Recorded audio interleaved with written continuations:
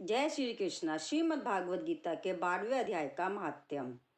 श्री महादेव जी कहते हैं, पार्वती, दक्षिण दिशा में कोल्हापुर नामक का एक नगर है जो सब प्रकार के सुखों का आधार, सिद्ध महात्माओं का निवास स्थान और सिद्धि प्राप्ति का क्षेत्र है। वह पराशक्ति भगवती लक्ष्मी का प्रधान पीठ है।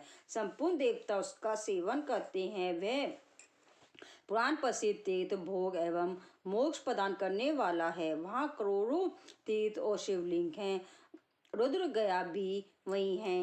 वह विशाल नगर लोगों में बहुत विख्यात है। एक दिन कोई युवक पुरुष उस नगर में आया। वह कहीं का राजकुमार था। उसके शरीर का रंग गोरा, नेत्र सुंदर, ग्रीवा शंख के समान, कंधे मोटे, छाती चौड़ी तथा भुजाएं बड़ी बड़ी थी। नगर में प्रवेश करके सब और महलों की शोभा निहारता हुआ वह देवेश्वरी महालक्ष्मी के दर्शनार्थ उत्कंठित हो मणिकंठ तीर्थ में गया और वहां स्नान करके उसने पितरों का तर्पण किया। फिर महामाया महालक्ष्मी को प्रणाम करके भक्ति पूर्वक स्तवन करना आरंभ क्या। राजकुमार बोला, जिसके हृदय में असीम दया भरी हुई है, जो समस्त कामनाओं को देती और तथा अपनी कट मात्र से सारे जगत की सृष्टि, पालन और संहार करती है, उस जगन माता माँ लक्ष्मी की जय हो। जिस शक्ति के सहारे उसी के आदेश के अनुसार परमेष्ठी ब्रह्मा सृष्टि की रचना करते हैं, भगवान उचित जगत का पालन करते हैं तथा भगवान रुद्र अखिल विश्व का संहार करते हैं। उस सृष्टि, पालन और संहार की शक्ति से संपन्न भगवती पराशक्ति का मैं भजन करता हूँ। कमले योगी जन तुम्हारे चरण कमलों का चिंतन करते हैं। कमला ले तुम अपनी स्वाभाविक सत्ता से ही हमारे समस्त इंद्रियों गोचर विश्व को जानती हो। तुम्ही कल्पनाओं के समूह को तथा उसका संकल्प करने वाले मन को उत्पन्न करती हो। इच्छा शक्ति, ज्ञान शक्ति और क्रिया शक्ति, ये सब तुम्हारे ही रूप हैं। तुम परासंवित परम ज्ञान रूपिणी हो। तुम्हारा स्वरूप निष्फल, निर्मल, नित्य, निराकार, निरंजन, अंतरहित, आंतरण शून्य, आलम्बहीन तथा निरामय है। देवी, तुम्हारी महिमा का वर्णन करने में कौन समर्थ हो सकता है, जो षट चक्रों का भेदन करके अंतःकरण के 12 स्थानों में विहार करती है। अनाहत, ध्वनि, बिंदु, नाद और कला, ये जिसके स्वरूप हैं, उस माता माँ लक्ष्मी को मैं प्रणाम करता हूँ। हे माता, तुम अपने मुख रूपी पूर्ण चंद्रमा से प्रकट होने वाली अमृत राशि को भाया करती हो। तुम्ही परा, पश्यंती, मध्यमा और वैखरी नामक वाणी हो। मैं तुम्हें नमस्कार करता हूँ। देवी, तुम जगत की रक्षा के लिए अनेक रूप धारण क्या करती हो। अंबिके, तुम ही ब्रह्मणी, वैष्णवी तथा महेश्वरी शक्ति हो। वढ़ाई महालक्ष्मी, नारसिंगी, ऐन्द्री, कौमारी, चंडिका, जगत को प्रवृत्त करने वाली लक्ष्मी, जगन माता सावित्री, चंद्रकला तथा रोहिणी भी तुम ही हो। परमेश्वरी, तुम भक्तों का मनोरथ पूर्ण करने के लिए कल्पलता के समान हो। मुझ पर प्रसन्न हो जाओ। उसकी इस प्रकार स्तुति करने पर भगवती महालक्ष्मी अपना साक्षात स्वरूप धारण करके बोली, राजकुमार, मैं तुमसे प्रसन्न हूँ। तुम कोई उत्तम वर मांगो। राजकुमार बोला, माँ, मेरे पिता राजा भरत अश्वमेध नामक महान यज्ञ का अनुष्ठान कर रहे थे। वे देव योग से रोगग्रस्त होकर स्वर्गगामी हो गए। इसी बीच में यूप में बंधे हुए मेरे यज्ञ संबंधी घोड़े को, जो समूची पृथ्वी की परिक्रमा करके लौटा था, किसी ने रात्रि में बंधन काट कर कहीं अन्यत्र पहुंचा दिया। उसकी खोज में मैंने कुछ लोगों को भेजा था, किंतु वे कहीं भी उसका पता न लगा पाकर सब खाली हाथ लौट आए हैं। तब मैं सब ऋद्विजों से आज्ञा लेकर तुम्हारी शरण में आया हूँ। देवी, यदि तुम मुझ पर प्रसन्न हो तो मेरे यज्ञ का घोड़ा मुझे मिल जाए, जिससे यज्ञ पूर्ण हो सके। तब भी मैं अपने पिता महाराज का ऋण उतार सकूंगा। शरणागतों पर दया करने वाली जगजननी लक्ष्मी, जिससे मेरा यज्ञ पूर्ण हो, वह उपाय करो। भगवती लक्ष्मी ने कहा, राजकुमार, मेरे मंदिर में के दरवाजे पर एक ब्राह्मण रहते हैं जो लोगों में सिद्ध समाधि के नाम से विख्यात हैं। वे मेरी आज्ञा से तुम्हारा सब काम पूरा कर देंगे।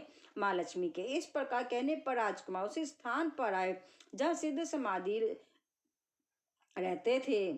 उनके चरणों में प्रणाम करके राजकुमार चुपचाप हाथ जोड़ खड़े हो गया। तब ब्राह्मण ने कहा, तुम माता जी ने यहाँ भेजा है। अच्छा देखो, अब मैं तुम्हारा सारा अभिष्ट कार्य सिद्ध करता हूँ। यूं कहकर मंत्र वेदा ब्राह्मण ने सब देवताओं को वहीं खींचा। राजकुमार ने देखा उस समय सब देवता हाथ जोड़े थर थर कांपते हुए वहां उपस्थित हो गए। तब उन श्रेष्ठ ब्राह्मण ने समस्त देवताओं से कहा, देवगण, इस राजकुमार का अशुभ जो यज्ञ के लिए निश्चित हो चुका था, रात में देवराज इंद्र ने चुरा कर अन्यंत्र पहुंचा दिया है। उसी शीघ्र ले आओ। तब देवताओं ने मुनि के कहने से यज्ञ का घोड़ा लाकर दे दिया। इसके बाद उन्होंने उन्हें जाने की आज्ञा दी। देवताओं का आकर्षण देखकर तथा खोए हुए अशुभ को पाकर राजकुमार ने मुनि के चरणों में प्रणाम करके कहा, महर्षि, आपका यह सामर्थ्य आश्चर्यजनक है। आप ही ऐसा कार्य कर सकते हैं, दूसरा कोई नहीं। ब्राह्मण, मेरी प्रार्थना सुनिए। मेरे पिता राजा भरतरथ अश्वमेघ यज्ञ का अनुष्ठान आरंभ करके देव योग से मृत्यु को प्राप्त हो गए हैं। अभी तक उनका शरीर तपाए हुए तेल में सुखाकर मैंने रख छोड़ा है। साधु श्रेष्ठ, आप उन्हें पुनः जीवित कर दीजिए। यह सुनकर महामुनि ब्राह्मण ने किंचित मुस्कुरा कर कहा, चलो, जहाँ यज्ञ मंडप में तुम्हारे पिता मौजूद हैं, चले। तब सिद्धि समाधि ने राजकुमार के साथ वहां जाकर जल अभिमंत्रित किया और उसे उस शव के मस्तक पर रखा। उसके रखते ही राजा सचेत होकर उठ बैठे। फिर उन्होंने ब्राह्मण को देखकर पूछा, धर्म स्वरूप आप कौन हैं? तब राजकुमार ने महाराज से पहले उनका सारा हाल कह सुनाया। राजा ने अपने को पुनः जीवन दान देने वाले ब्राह्मण को नमस्कार करके पूछा, ब्राह्मण, किस पुण्य से आपको यह अलौकिक शक्ति प्राप्त हुई है? उनके यूं कहने पर ब्राह्मण ने मधुर वाणी से कहा, है राजन, मैं प्रतिदिन आलस्य रहित होकर गीता के 12वें अध्याय का जप करता हूँ। उसी से मुझे ये शक्ति मिली है जिससे तुम्हें जीवन प्राप्त हुआ है। यह सुनकर ब्राह्मणों सहित राजा ने उन बड़ा ऋषि से गीता के 12वें अध्याय का अध्ययन किया। उसके माध्यम से यह उन सबकी सदगति हो गई। दूसरे दूसरे जीव भी उसके पाठ से परम मोक्ष को प्राप्त हो चुके हैं। बोलो जय श्री कृष्णा। श्रीमद् भागवत गीता का 12वां अध्याय। इस प्रकार भगवान के वचनों को सुनकर अर्जुन बोले, ही मनोहर, जो अनन्य प्रेमी भक्तजन इन पूर्वोक्त प्रकार से निरंतर आपके भजन ध्यान में लगे हुए आप सगुण रूप परमेश्वर को अति श्रेष्ठ भाव से उपासते हैं और जो अविनाशी सचितना घन निराकार को ही उपासते हैं, उन दोनों प्रकार के भक्तों में अति उत्तम योग वेदा कौन है? इस प्रकार अर्जुन के पूछने पर श्री कृष्ण भगवान बोले, हे अर्जुन, मेरे में मन को एकाग्र करके निरंतर मेरे भजन ध्यान में लगे हुए जो भक्तजन अतिशय श्रेष्ठ श्रद्धा से युक्त हुए मुझ सगुण रूप परमेश्वर को भजते हैं, वे मेरे को योगियों में भी अति उत्तम योगी मान्य है, अर्थात उनको मैं अति श्रेष्ठ मानता हूँ। और जो पुरुष इंद्रियों के समुदाय को अच्छी प्रकार वश में करके मन बुद्धि से परे सर्वव्यापी अकथनीय स्वरूप और सदा एक रस रहने वाले नित्य अचल निराकार अविनाशी सचितना घन ब्रह्म को निरंतर एक ही भाव से ध्यान करते हुए उपासते हैं, वे संपूर्ण भूतों के हित में रत हुए और सब में समान भाव वाले योगी भी मेरे को ही प्राप्त होते हैं। किंतु उन सचितना घन निराकार ब्रह्म में आसक्त हुए चित्त वाले पुरुषों के साधन में क्लेश अर्थात परिश्रम विशेष है, क्योंकि देह भागिनियों से अव्यक्त विषयक गति दुख पूर्वक प्राप्त की जाती है, अर्थात जब तक शरीर में अभिमान रहता है तब तक शुद्ध सचेतनाघन निराकार ब्रह्म में स्थिति होनी कठिन है। और जो मेरे परायण हुए भक्तजन संपूर्ण कर्मों को मेरे में अर्पण करके मुझ सगुण रूप परमेश्वर को ही तेल धारा के सदस्य अनन्य ध्यान योग से निरंतर चिंतन करते हुए बसते हैं, हे अर्जुन, उन मेरे में चित्त को लगाने वाले प्रेमी भक्तों का मैं शीघ्र ही मृत्यु रूप संसार समुद्र से उद्धार करने वाला होता हूँ। इसीलिए हे अर्जुन, तू मेरे में मन को लगा और मेरे में ही बुद्धि को लगा। इसके उपरांत तू मेरे में ही निवास करेगा, अर्थात मेरे को ही प्राप्त होगा, इसमें कुछ भी संशय नहीं है। यदि तू मन को मेरे में अचल स्थापन करने के लिए समर्थ नहीं है तो हे अर्जुन, अभ्यास रूप योग के द्वारा मेरे को प्राप्त होने के लिए इच्छा कर। यदि तू ऊपर कहे हुए अभ्यास में भी असमर्थ है तो केवल मेरे के लिए कर्म करने के ही परायण हो। इस प्रकार मेरे अर्थ कर्मों को करता हुआ भी मेरी प्राप्ति रूप सिद्धि को ही प्राप्त होगा, और यदि इसको भी करने के लिए असमर्थ है तो जीते हुए मन वाला और मेरी प्राप्ति रूप योग के शरण वह सब कर्मों के फल का मेरे लिए त्याग कर, क्योंकि मर्म को न जानकर किए हुए अभ्यास से परोक्ष ज्ञान श्रेष्ठ है और परोक्ष ज्ञान से मुझ परमेश्वर के स्वरूप का ध्यान श्रेष्ठ है, तथा ध्यान से भी सब कर्मों के फल का मेरे लिए त्याग करना श्रेष्ठ है, और त्याग से तत्काल ही परम शांति होती है।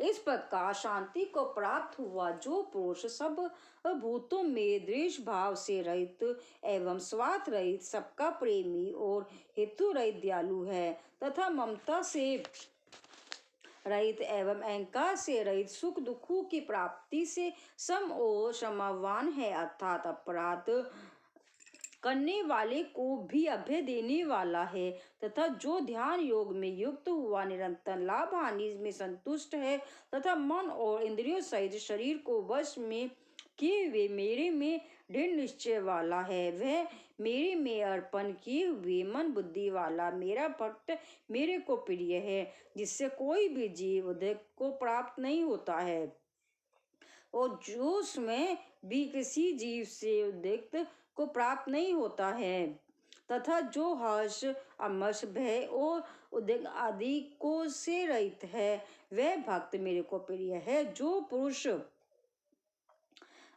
आकर्षणता से रहित तथा बाहर भीतर से शुद्ध और चतुर है, अर्थात जिस काम के लिए आया था उसको पूरा कर चुका है, एवं पक्षपात से रहित और दुखों से छुटा हुआ है, वह सब आरंभों का त्यागी, अर्थात मन वाणी और शरीर द्वारा प्रारब्ध से होने वाले संपूर्ण स्वाभाविक कर्मों में कर्तापन के अभिमान का त्यागी मेरा भक्त मेरे को प्रिय है।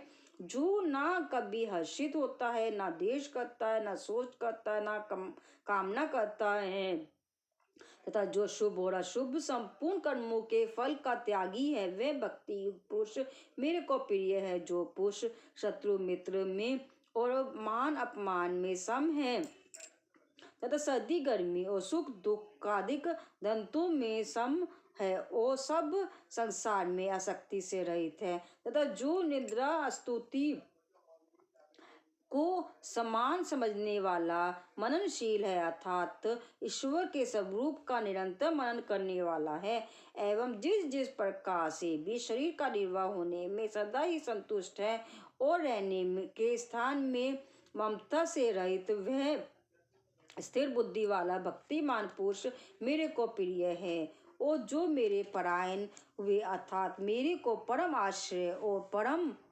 गति एवं सबका आत्म रूप और सबसे परे परम पूज्य समझकर विशुद्ध प्रेम से मेरी प्राप्ति के लिए तत्पर हुए श्रद्धा युक्त पुरुष इस ऊपर कई हुए धर्म में अमृत को निष्काम भाव से सेवन करते हैं, वे भक्त मेरे को अतिशय प्रिय हैं। इति श्रीमद् भागवत गीता रूपी उपनिषद एवं ब्रह्म विद्या तथा योग शास्त्र विषय श्री कृष्ण और अर्जुन के संवाद में भक्ति योग नामक 12वां अध्याय। श्रीमद् भागवत गीता का 12वां अध्याय समाप्त। बोलो जय श्री कृष्ण।